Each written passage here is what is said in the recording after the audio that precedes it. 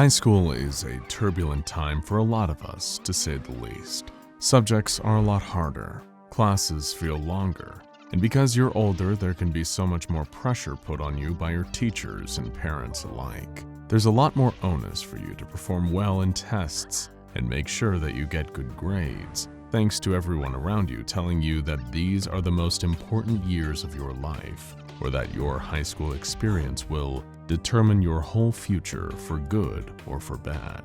Actually, come to think of it, pressure feels like a bit of an understatement. As if there weren't already enough things to worry about when you're trying to make your way through high school, the changes to yourself get thrown into the mix as well. Growing up and getting older often means developing a further, previously unseen level of self-awareness and understanding of who you are as a person.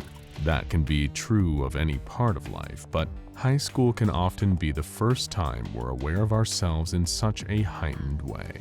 Usually everything we're experiencing during that time can make some of us self-conscious, shying away from others to avoid embarrassment or becoming brash and loud to overcompensate for just how uncertain they might be feeling deep down.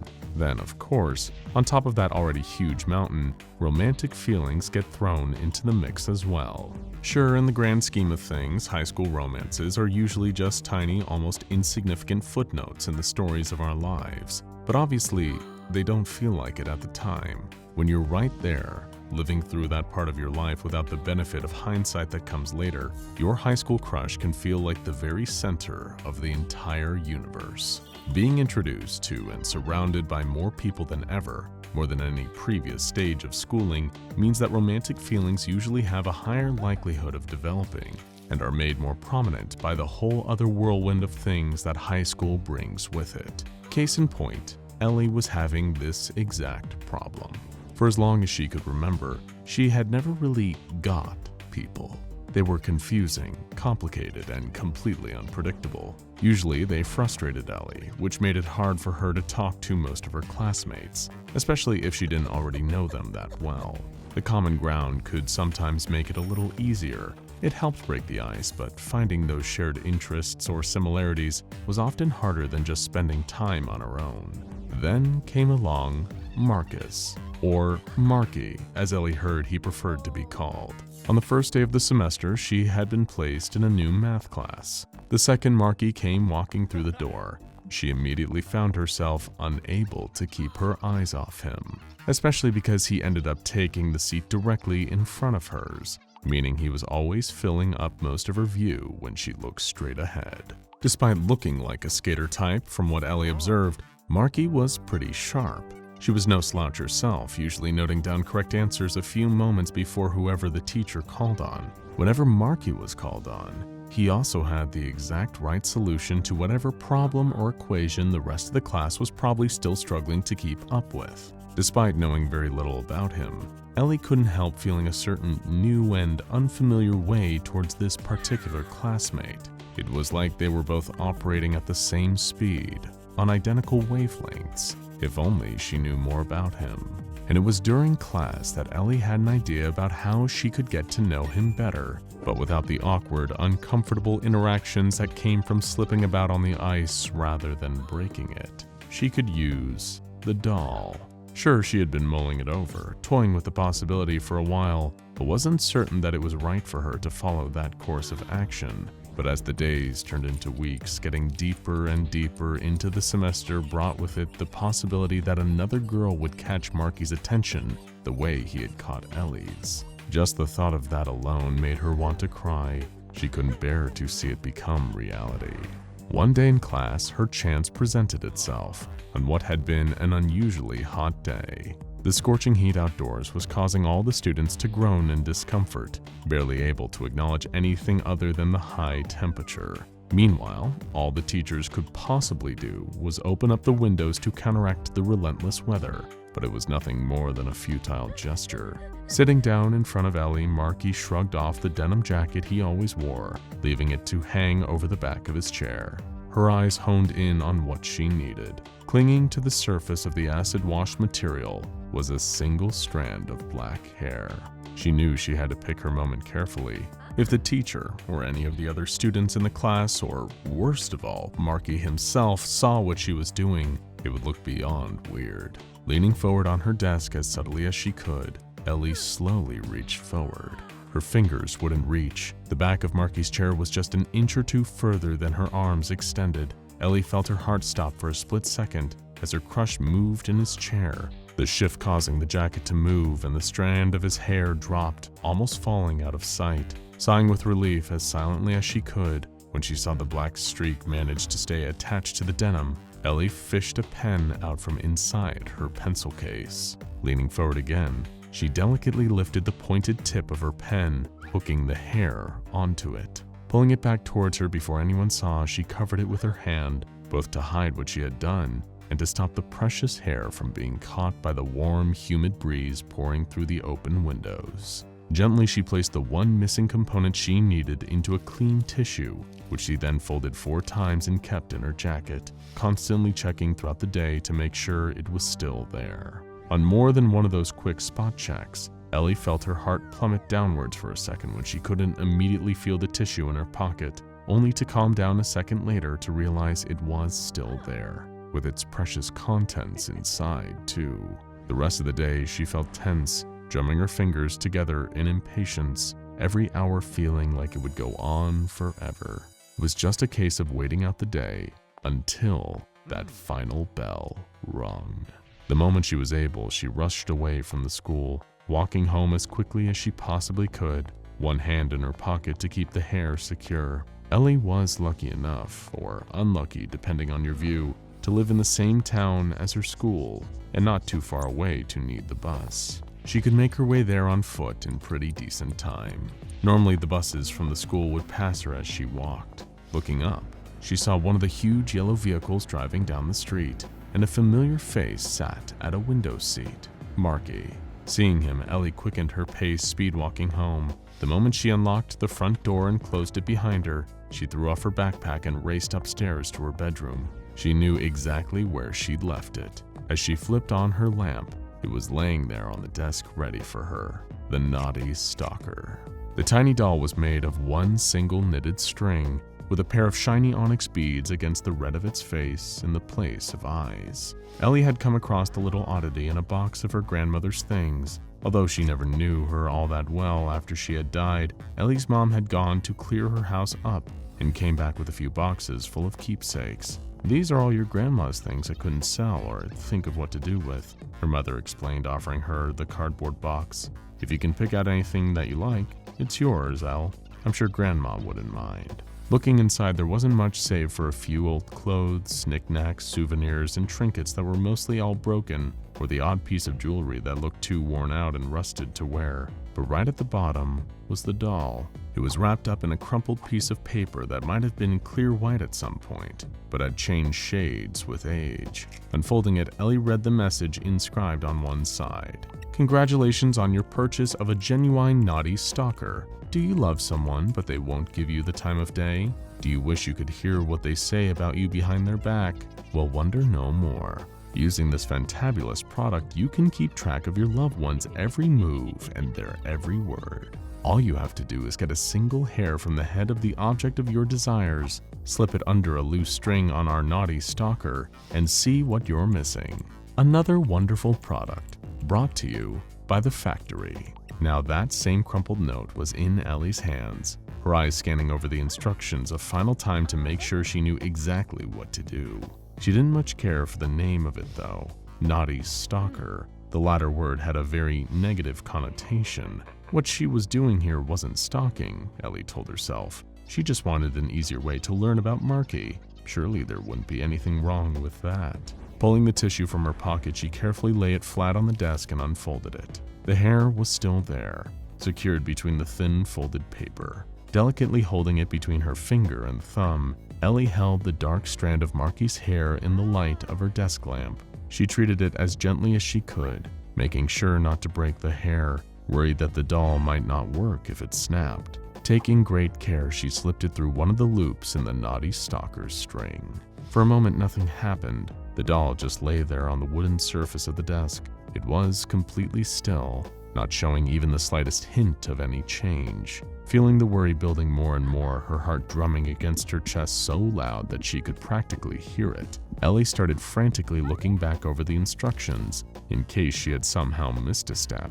She had no idea what was meant to happen or even what she'd been expecting, but she was starting to think that this doll might have just been an oddity from an old toy store that marketed them to children by promising things that weren't actually possible.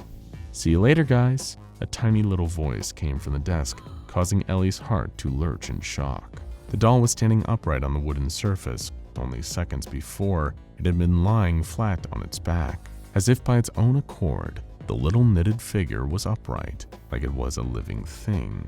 And it wasn't just standing. Its arm was waving and its chest was even gently undulating to mimic the motion of breathing. The Knotty Stalker kept waving a moment, only to drop its head forward and make an exhaling motion that seemed to be a sigh.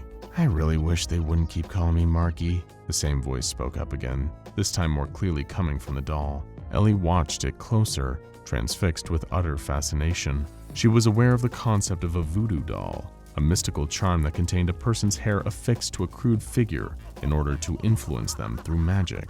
This doll seemed much the same, except it was mimicking Marcus's every move. Ellie had overheard him talking to some of his friends in the corridors at school once, talking about home. He lived in the next town over, and the bus must have only just arrived there, because now the doll was walking on the spot, the same heavy-limbed, tired walk home after a long, strenuous day at school. She recognized the walk. It was the same one she did when she made her own way back to her mom's house. For the rest of the night, Ellie didn't take her eyes off the Knotty Stalker, watching as it streamed Marcus's actions to her live. She watched in real time as he arrived home, sat and did his homework, and went back downstairs to eat dinner. All the while, Ellie was neglecting to do those same things herself. At one point in the night, the doll started dancing around, singing into something invisible in its hand. It made Ellie smile uncontrollably to watch. She had figured out that Marcus was now playing some music through a pair of headphones or a speaker and singing along in a hairbrush, dancing like no one was watching. The kind of thing that almost everyone does when they're alone, but never admits to. Turning to her computer, keeping one eye on the doll, refusing to stop watching it even in her peripheral vision, Ellie typed the lyrics it was singing into a search engine. Immediately, pages worth of results came up for the song and the band that had sung it. They weren't a group that she had heard of or listened to before, but it was Friday. She had all weekend. Using her mom's card, Ellie ordered herself a t-shirt with the band's name on it. Premium delivery meant it would be there before school next week. On Monday, she showed up at the school wearing the new shirt. It was a few sizes too big, but that meant that the band's logo printed on the front was bigger and harder to miss. Ellie had spent almost her whole weekend watching the doll as it mimicked Marcus's movements. He hadn't done much but play video games and go to the skate park, but she made sure she knew what he was doing.